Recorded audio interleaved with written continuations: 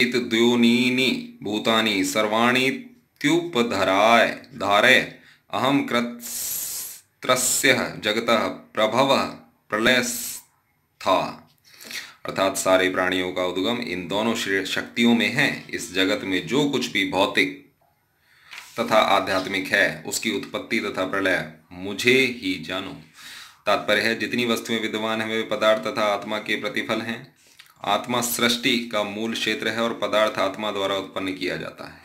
भौतिक विकास की किसी भी अवस्था में आत्मा की उत्पत्ति नहीं होती, अपितु वह भौतिक जगत आध्यात्मिक शक्ति के आधार पर ही प्रकट होता है। इस भौतिक शरीर का इसलिए विकास हुआ क्योंकि इसके भीतर आत्मा उपस्थित है।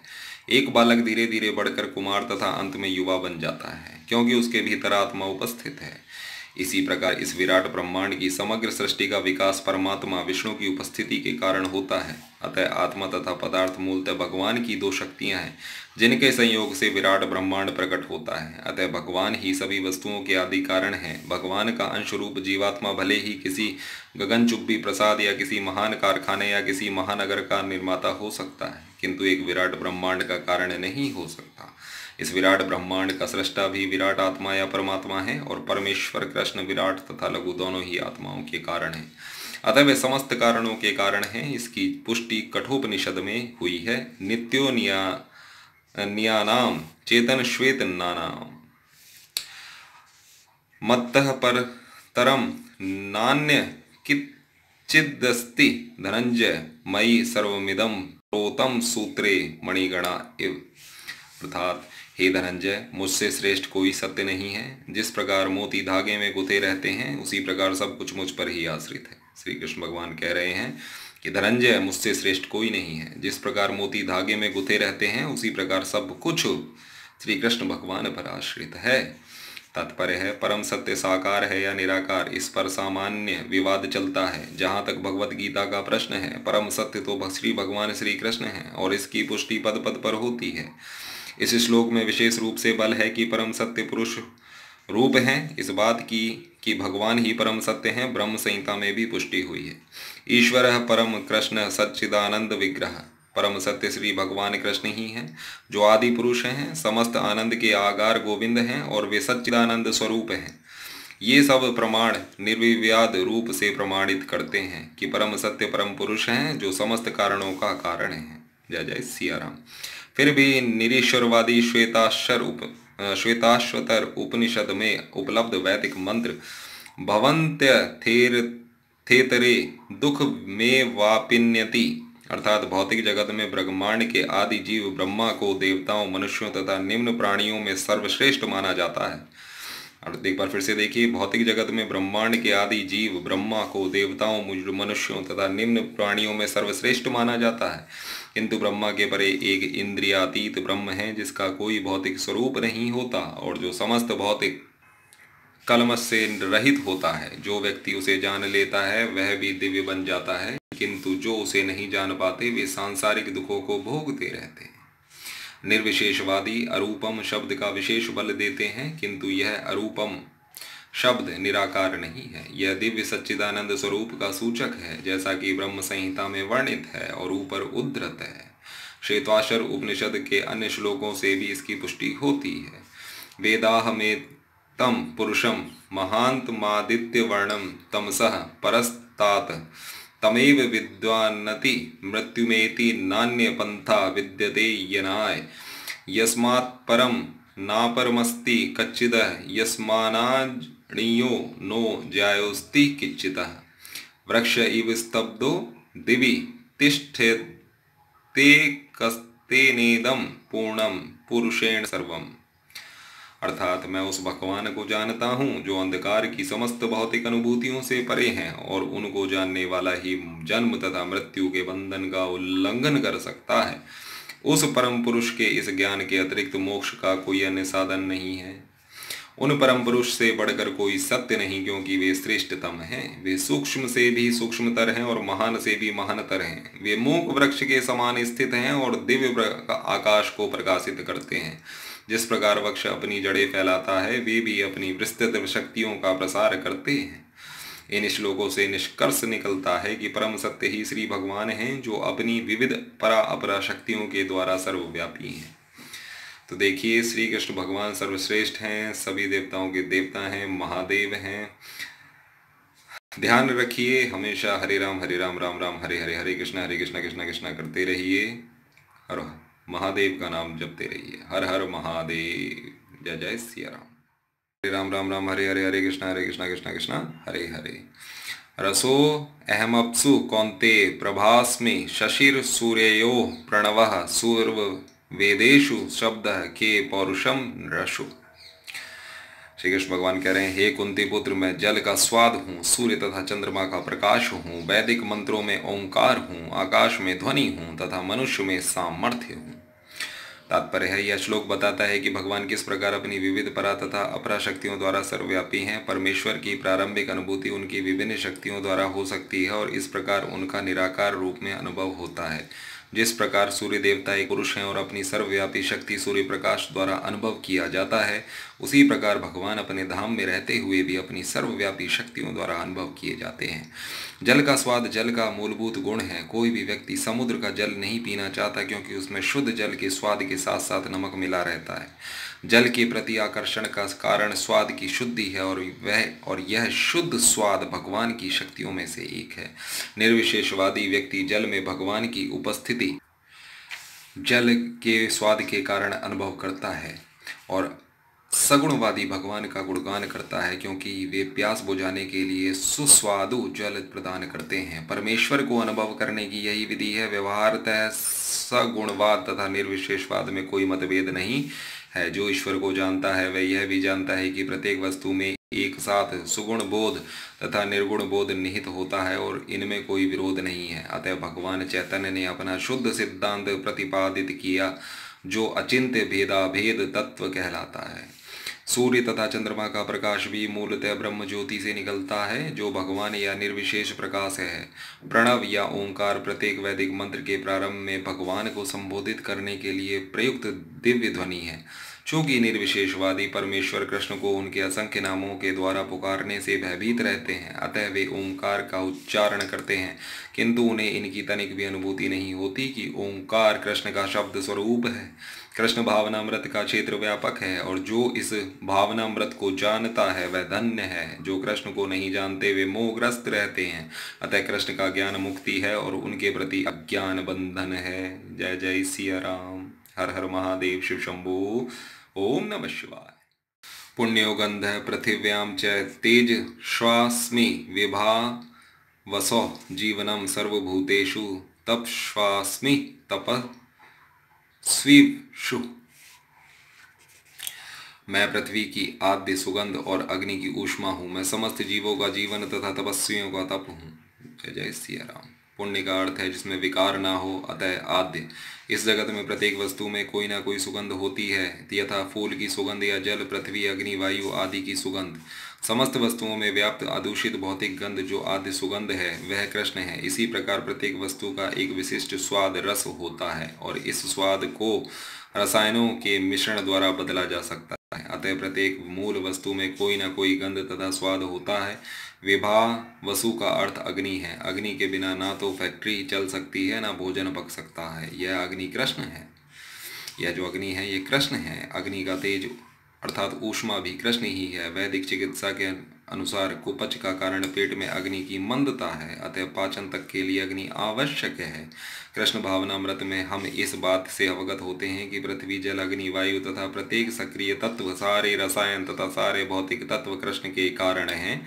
मनुष्य की आयु भी कृष्ण के कारण है, अतः कृष्ण की कृपा से ही मनुष्य अपने को दीर्घायु अल्पजीवी बना सकता है। अतः कृष्ण भावनामृत प्रत्येक क्षेत्र में सक्रिय रहता है। जय जय सिया राम।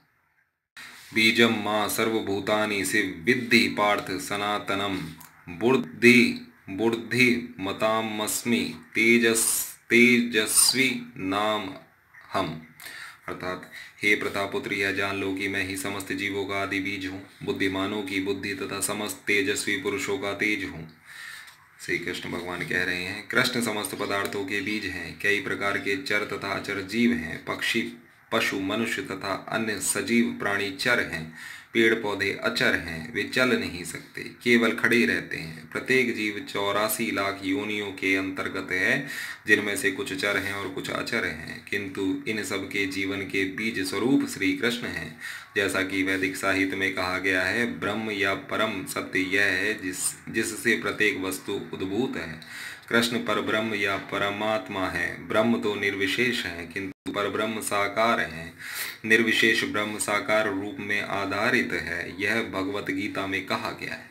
अतः आदि रूप में कृष्ण समस्त वस्तुओं के उद्गम हैं, वे मूल हैं। जिस प्रकार मूल सारे वृक्ष का पालन करता है, उसी प्रकार कृष्ण मूल होने के कारण इस जगत के समस्त प्राणियों का पालन करते हैं। इसकी पुष्टि वैदिक साहित्य में हुई है।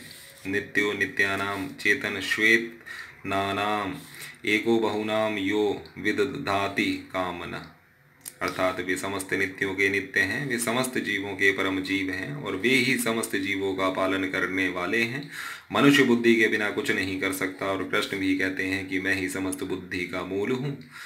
जब तक मनुष्य बुद्धिमान नहीं होता, वह भगवान कृष्ण को नहीं समझ सकता। जय जय सिया राम, हरे राम राम राम हरे हरे, हरे कृष्ण कृष्ण कृष्ण हरे हरे। बलम बलवताम चाहम कामराग विवर्जितम धर्मार विरुद्धो भूष्टेषु कामोस्मि भरतर्षभ, अर्थात मैं बलवानों का कामनाओं तथा इच्छा से रहित बल हूँ। हे भरत श्रेष्ठ अर्जुन, मैं वह काम हूँ जो धर्म के विरुद्ध नहीं। तात्पर्य है, बलवान पुरुष की शक्ति का उपयोग दुर्बलों की रक्षा के लिए होना चाहिए, व्यक्तिगत आक्रमण के लिए नहीं। इसी प्रकार धर्म सम्मत मैथुन संतानोत्पत्ति के लिए होना चाहिए, अन्य कर्म कार्यों के लिए नहीं। अतः माता पिता का उत्तरदायित्व है कि वे अपनी संतान को कृष्ण भावना भावित बनाएं। ये चैव सात्विका भावा राजसास्तामसाश्रय ये मत एवेति तान्विद्धि न त्वहम तेषु ते मयि, अर्थात तुम जान लो कि मेरी शक्ति द्वारा सारे गुण प्रकट होते हैं, चाहे वे सतोगुण हो, रजोगुण हो या तमोगुण हो। एक प्रकार से मैं सब कुछ हूँ, किंतु हूँ स्वतंत्र। मैं प्रकृति के गुणों के अधीन नहीं हूँ, अपितु वे मेरे अधीन हैं। जय जय सिया राम। तात्पर्य है, संसार के सारे भौतिक कार्यकलाप प्रकृति के गुणों के अधीन संपन्न होते हैं। यद्यपि प्रकृति के गुण परमेश्वर कृष्ण से उद्भूत हैं, किंतु भगवान उनके अधीन नहीं होते। उदाहरणार्थ, राज्य के नियमानुसार कोई दंडित हो सकता है, किंतु नियम बनाने वाला राजा उन नियमों के अधीन नहीं होता। इसी प्रकार प्रकृति के सभी गुण सतो रजो तथा तमोगुण भगवान कृष्ण से उद्भूत हैं, किंतु कृष्ण प्रकृति के अधीन नहीं है, इसलिए वे निर्गुण हैं। जिसका तात्पर्य है कि सभी गुण उनसे उद्भूत हैं, किंतु ये उन्हें प्रभावित नहीं करते। यह भगवान का विशेष लक्षण है। जय जय सिया राम। कहने का मतलब, श्री कृष्ण ने सभी गुण बनाए हैं, लेकिन सभी चीज़ें बनाई हैं, लेकिन वो उन सब के परमेश्वर हैं, वो उनके अंतर्गत नहीं आते हैं। इसी बात पे कहना होगा, हरे राम राम राम हरे हरे, हरे कृष्ण कृष्ण कृष्ण हरे हरे। कृष्ण भावना भावित रहिए, कृष्ण भावना विभूत रहिए, मौज लीजिए, जीवन के सभी लक्ष्यों को प्राप्त करिए। त्रिभिर्गुण मय भार वैरेभि सर्वमिदं जगतः मोहितं नाभिजानाति मामेभ्य परम व्ययम्, अर्थात 3 गुणों सतो रजो तथा तमो के द्वारा मोहग्रस्त यह सारा संसार मुझ गुणातीत तथा अविनाशी को नहीं जानता। तात्पर्य है, सारा संसार प्रकृति के 3 गुणों से मोहित है। जो लोग इस प्रकार से 3 गुणों के द्वारा मोहित हैं, वे नहीं जान सकते कि परमेश्वर कृष्ण इस प्रवृत्ति से परे हैं। प्रत्येक जीव को प्रकृति के वशीभूत होकर एक विशेष प्रकार का शरीर मिलता है और तदनुसार उसे एक विशेष मनोवैज्ञानिक, मानसिक तथा शारीरिक कार्य करना होता है। प्रकृति के 3 गुणों के अंतर्गत कार्य करने वाले मनुष्यों की 4 श्रेणियां हैं। जो नितांत सतोगुणी हैं वे ब्राह्मण, जो रजोगुणी हैं वे क्षत्रिय, और जो रजोगुणी एवं तमोगुणी दोनों हैं वे वैश्य कहलाते हैं, तथा जो नितांत तमोगुणी हैं वे शूद्र कहलाते हैं। जो इनसे भी नीचे हैं वे पशु हैं। फिर ये उपाधियां स्थायी नहीं हैं। मैं ब्राह्मण, क्षत्रिय, वैश्य या कुछ भी हो सकता हूँ। जो भी हो, यह जीवन नश्वर है। यद्यपि यह जीवन नश्वर है और हम नहीं जान पाते कि अगले जीवन में हम क्या होंगे, किंतु माया के वश में रहकर हम अपने आप को देहात्म बुद्धि के द्वारा अमेरिका, भारतीय, रूसी, ब्राह्मण, हिंदू, मुसलमान आदि कहकर सोचते हैं। और यदि हम प्रकृति के गुणों में बंध जाते हैं तो हम उस भगवान को भूल जाते हैं जो इन गुणों के मूल में है। अतः भगवान का कहना है कि सारे जीव प्रकृति के इन गुणों द्वारा मोहित होकर यह नहीं समझ पाते कि इस संसार की पृष्ठभूमि में भगवान हैं। जीव कई प्रकार के हैं, यथा मनुष्य, देवता, पशु आदि, और इनमें से हर एक प्रकृति के वश में है। और ये सभी दिव्य पुरुष भगवान को भूल चुके हैं, जो रजोगुणी तथा तमोगुणी हैं। यहाँ तक कि जो सतोगुण भी हैं, वे भी परम सत्य के निर्विशेष ब्रह्म स्वरूप से आगे नहीं बढ़ पाते। वे सब भगवान के साक्षात स्वरूप के सक्षम संभ्रमित हो जाते हैं, जिसमें सारा सौंदर्य, ऐश्वर्य, ज्ञान, बल, यश तथा त्याग भरा है। जब सतोगुणी तक इस स्वरूप को नहीं समझ पाते तो उनसे क्या आशा की जाए जो रजोगुणी या तमोगुणी है। कृष्ण भावना भावित प्रकृति के इन तीनों गुणों से परे हैं, और जो लोग निसंदेह कृष्ण भावनामृत में स्थित हैं वे ही वास्तव में मुक्त हैं। जय जय सिया राम, हर हर महादेव, शिव शंभु। ओम नमः शिवाय। हरे राम राम राम हरे हरे, हरे कृष्ण कृष्ण कृष्ण हरे हरे। देवी होशा गुणमयी मम माया दुरंतया, मामेव ये प्रपद्यन्ते माया मेताम तरन्ति ते। अर्थात प्रकृति के तीन गुणों वाली इस मेरी दैवी शक्ति को पार कर पाना कठिन है, किंतु जो मेरे शरणागत हो जाते हैं वे सरलता से इसे पार कर जाते हैं। तात्पर्य है, भगवान की शक्तियां अनंत हैं और ये सारी शक्तियां दैवी हैं। यद्यपि जीवात्माएं उनकी शक्तियों के अंश हैं, अतः दैवी हैं, किंतु भौतिक शक्ति के संपर्क में रहने से उनकी पराशक्ति आच्छादित रहती है। इस प्रकार भौतिक शक्ति से आच्छादित होने के कारण मनुष्य उसके प्रभाव का अतिक्रमण नहीं कर पाता। जैसा कि पहले कहा जा चुका है, परा तथा अपरा शक्तियां भगवान से उद्भूत होने के कारण नित्य हैं। जीव भगवान की पराशक्ति से संबंधित होते हैं, किंतु अपरा शक्ति अर्थात पदार्थ के द्वारा दूषित होने से उनका मोह भी नित्य होता है। अतः बद्ध जीव नियतबद्ध है, कोई भी उनके बद्ध होने की तिथि को नहीं बता सकता। फलस्वरूप प्रकृति के चुंगल से उसका छूट पाना अत्यंत कठिन है, भले ही प्रकृति या अपराशक्तियाँ क्यों ना हों, क्योंकि भौतिक शक्ति परमेच्छा द्वारा संचालित होती है, जिसे लांघ पाना जीव के लिए कठिन है। यहाँ पर अपरा भौतिक प्रकृति को दैवी प्रकृति कहा गया है, क्योंकि इसका संबंध दैवी है तथा इसका चालन दैवी इच्छा से होता है। दैवी इच्छा से संचालन होने के कारण भौतिक प्रकृति अपरा होते हुए भी दृश्य जगत के निर्माण तथा विनाश में महत्वपूर्ण भूमिका निभाती है। वेदों में इसकी पुष्टि इस प्रकार हुई है, मायाम तु प्रकृति विद्यान में ये न तु महेश्वरम। यद्यपि माया मिथ्या या नश्वर है, किंतु माया की पृष्ठभूमि में परम जादूगर भगवान है, जो परम नियंता महेश्वर है। श्वेतवाश्वर उपनिषद में कहा गया है। गुण का दूसरा अर्थ रस्सी रज्जू है। इससे यह समझना चाहिए कि बद्ध जीव मोह रूपी रस्सी से जकड़ा हुआ है। यदि मनुष्य के हाथ पैर बांध दिए जाएं तो वह अपने को छुड़ा नहीं सकता। उसकी सहायता के लिए कोई ऐसा व्यक्ति चाहिए जो बंधा ना हो, चूंकि एक बंधा हुआ व्यक्ति दूसरे बंधे व्यक्ति की सहायता नहीं कर सकता। अतः रक्षक को मुक्त होना चाहिए। अतः केवल कृष्ण या उनके प्रामाणिक प्रतिनिधि गुरु ही बद्ध जीव से छुड़ा सकते हैं। बिना ऐसी उत्कृष्ट सहायता के भवबंधन से छुटकारा नहीं मिल सकता। भक्ति या कृष्ण भावनामृत इस प्रकार के छुटकारे में सहायक हो सकता है।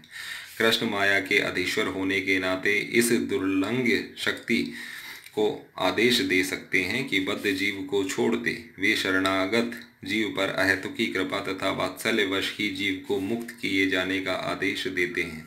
क्योंकि जीव मूलतः भगवान का प्रिय पुत्र है, अतः निष्ठुर माया के बंधन से मुक्त होने का एकमात्र साधन है भगवान के चरण कमलों की शरण ग्रहण करना। मावेव पद भी अत्यंत सार्थक है। माम का अर्थ है एकमात्र कृष्ण, विष्णु अर्थात विष्णु को, ब्रह्मा या शिव को नहीं। यद्यपि ब्रह्मा तथा शिव भी अत्यंत महान हैं और प्राय विष्णु के ही समान हैं, किंतु ऐसे रजोगुण तथा तमोगुण के अवतारों के लिए संभव नहीं कि वे बद्ध जीव को माया के चुंगल से छुड़ा सकें। दूसरे शब्दों में ब्रह्मा तथा शिव दोनों ही माया के वश में रहते हैं। केवल विष्णु माया के स्वामी हैं, अतः वे ही बद्ध जीव को मुक्त कर सकते हैं। वेदों में श्वेतवाश्वर उपनिषद में इसकी पुष्टि तमेव विदित्वा के द्वारा हुई है, जिसका अर्थ है कृष्ण को जान लेने पर ही मुक्ति संभव है। शिव जी की पुष्टि करते हैं कि केवल विष्णु कृपा से मुक्ति प्राप्त की जा सकती है। मुक्ति प्रदाता सर्वेशाम विष्णुरेव न संशयः, अर्थात इसमें संदेह नहीं कि विष्णु ही सबों के मुक्तिदाता हैं। जय जय सिया राम, हर हर महादेव, शंभु। ओम नमः शिवाय। हरे राम राम राम हरे हरे, हरे कृष्ण कृष्ण हरे कृष्ण कृष्ण हरे हरे। जय हनुमान बजरंग बली की जय हो।